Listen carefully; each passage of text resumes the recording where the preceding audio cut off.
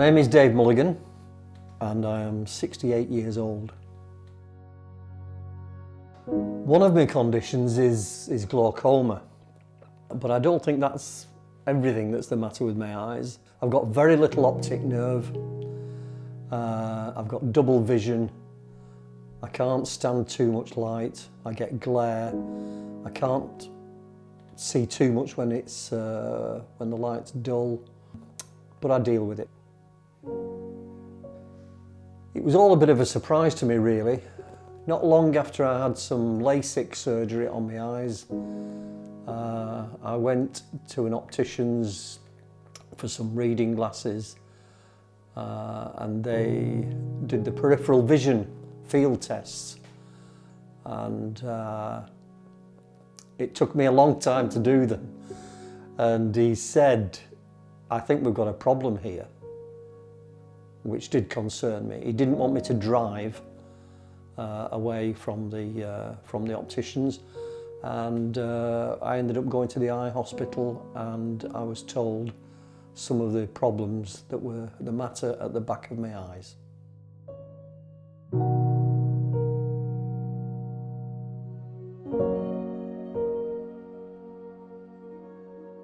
Initially, there was very little impact really on my lifestyle, and in all honesty, I understood it that with something like glaucoma, which was the word, that if I was taking the drops, putting the drops in my eyes, that things would remain fairly static, and I couldn't really detect too many problems at that point.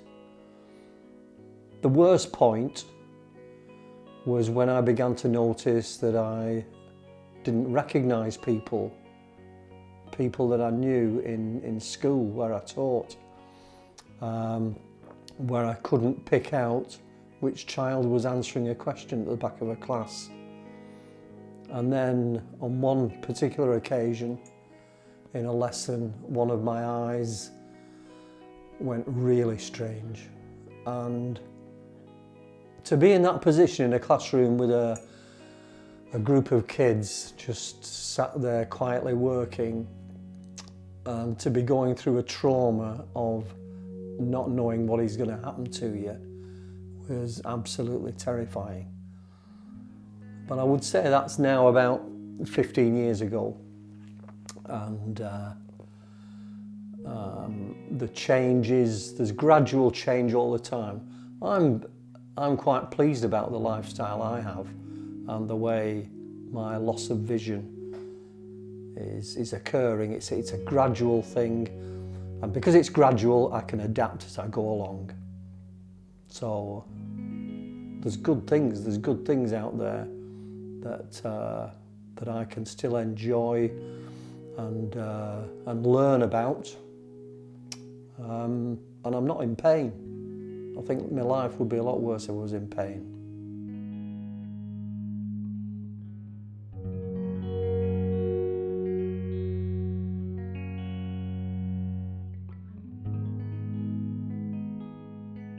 One of the worst things I think about having a disability, recognising you've got a disability, is the impact that it can have on your friends and family.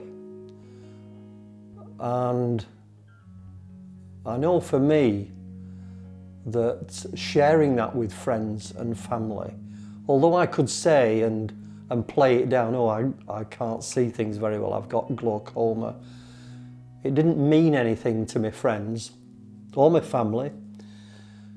I think even now my kids don't really understand how little I can see. And it took one very special moment really.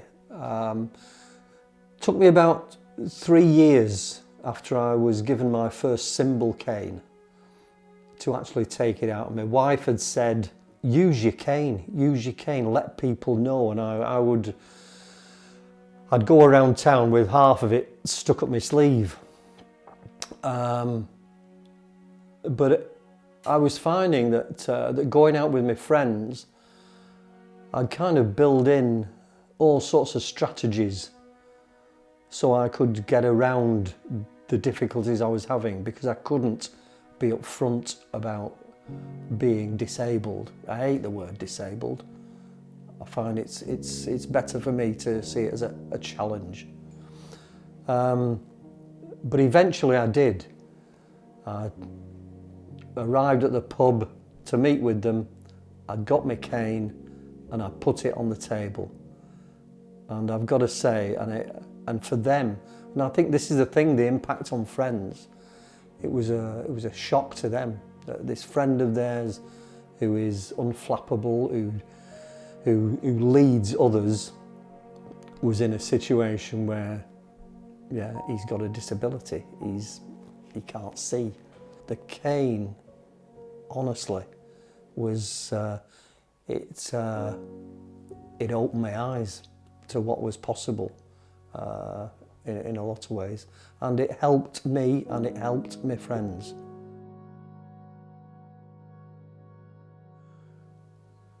The difficulty of using a cane is showing the world that you are blind, and people do. I noticed that people treat you in a slightly different way, and that was a real difficulty.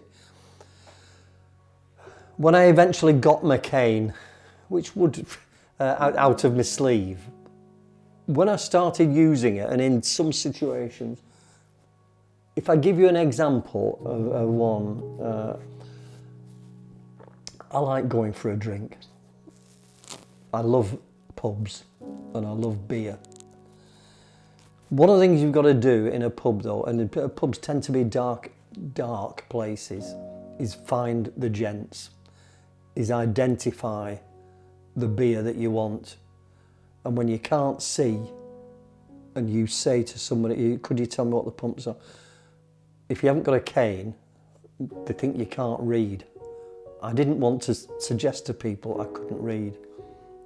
I found the cane to be empowering in that situation. And what it did for me, it helped me because people would help me. And I think just that opportunity to, for other people love helping other people. If somebody came to you today and asked for some help to cross the road or to reach them something, generally speaking, you would do it, wouldn't you? And you would feel good about having helped somebody else. And that was how I began to see it. I love using my cane now. I love to let people know, and I embrace it. It's brilliant. If you've got a cane, use it. I think the most common preconception that people have when you are walking around town with your cane, people presume you can't see anything. And that is a very difficult thing for people to grasp. It was difficult for me to grasp that I was registered blind when I could actually, I can see some things, not very well. It's very confused, my vision, but I can see some bits. It seems ridiculous, doesn't it, that somebody like me, I'm registered blind, and yet I'm able to walk trails. I still run. I can do lots of things, but people do think if you're blind, it's black, it's blackness, you can't see anything. And I think I and everybody out there who is registered blind has got a job to try and educate people in that way. Although my kids are all grown up now, I found it very painful actually trying to express to them how I was finding things more difficult, and that I had been diagnosed with this condition and that I was losing my sight. Your kids, generally speaking, even when they're grown up, my kids are in the 40s now, and your kids don't want to see you as being vulnerable. and that was a really difficult time for me, as it was with my friends and the way my friends had always seen me. And I think because I'm having to deal with it, I can deal with it. They're on the periphery of it. So in lots of ways it was more difficult for them. And for my wife, she's got a lot more to put up with and tolerate.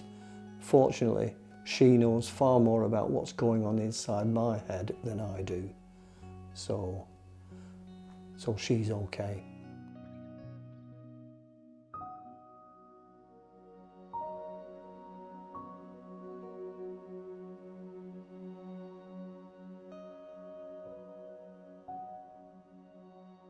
I've always been a very active person.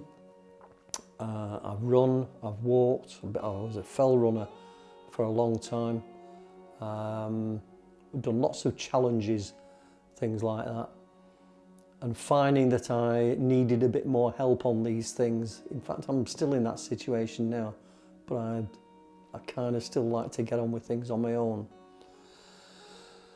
Some people would say, well, walking from John O'Groats to Land's End on your own when you're blind must have been a really physical challenge. Actually, it's not so much the physical, because I can do that. I can walk 20, 25, 30 miles a day for 40 days. Not too much of a problem.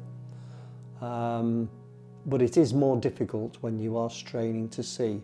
But the technology is out there. All my mapping I can now have on my phone. I can enlarge it.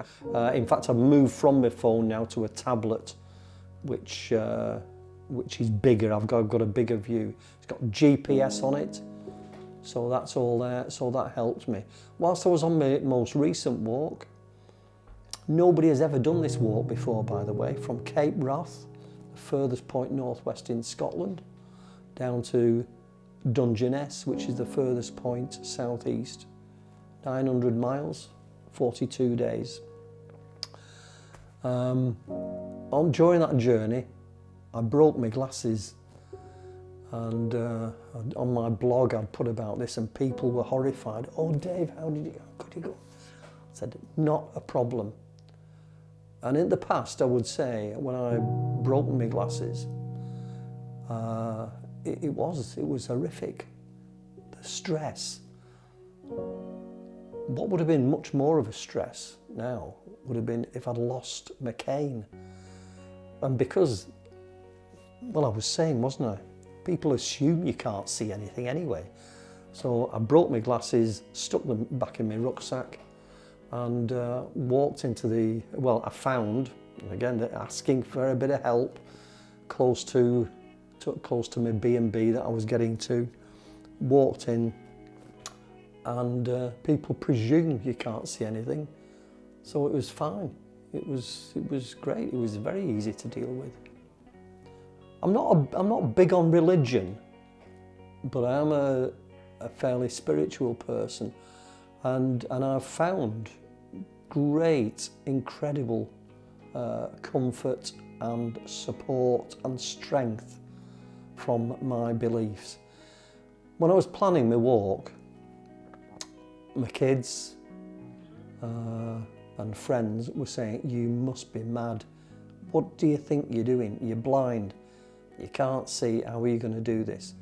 And I said, no, I'll be fine. But there were times, not long before I set out on it, I thought, what the hell are you doing, Dave? And all of a sudden it came to me. I thought, what do I do when I'm in difficulty? I've got God with me, and if ever I'm in difficulty, I've got to be honest, that is one of the things I do. Who am I to think I can sort out all my problems on my own? And if I feel that God is sat on this shoulder here alongside me, I get massive, massive support from that. And I think that's one of the reasons that I'm fairly positive about the situation that I'm in, and helping me to deal with my sight loss.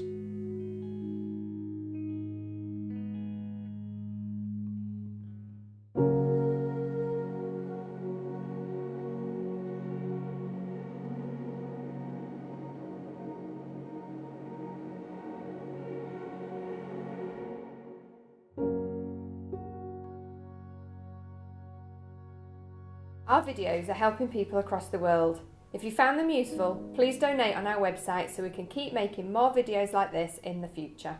Henshaws, supporting people with sight loss and a range of other disabilities to go beyond expectations.